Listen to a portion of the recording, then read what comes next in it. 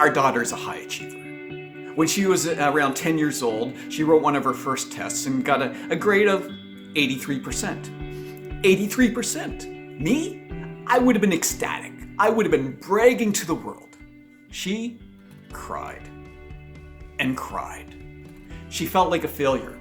She failed to meet whatever expectation she had of a good grade that would qualify her as a capable and competent person.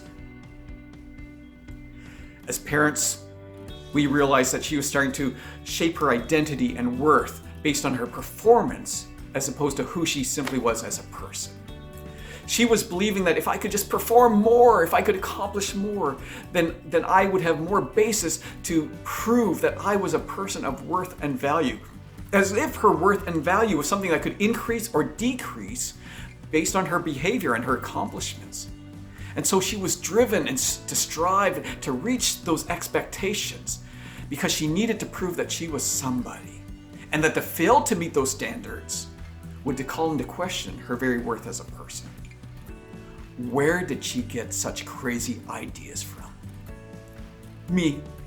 She got them primarily from me. You know, some people in the past have accused me of being a perfectionist. A perfectionist is a person who believes that things must be done perfectly in order to feel good about themselves and their identity. And you know, that was me.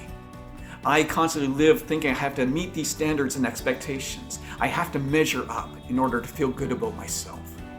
And that's what I modeled to my children. You know, this is a distortion the world throws at us relentlessly. And that's why so many people struggle with their sense of identity and their self-image. Because when all is said and done, no one measures up. Ever. I worked with a youth group in a community of high achievers. The parents would hold over their children's head the threat that they needed to get a certain grade in order to maintain certain privileges, like use of the car or later curfews. And so the kids, instead of coming out to youth group where we could mentor them and help them walk through life issues, they would stay at home to study to get the grade. The expectations on them were very high. But for these high school students, as a result, the stress was also very high. You know, some people say, great, they're achieving, they're accomplishing, they're living up to their potential. And people driven by fear and insecurity will accomplish more. But unfortunately, it's based on a foundational lie of where their identity and worth comes from as a person. And there's no joy in that. There's no peace. And in fact, there's no life.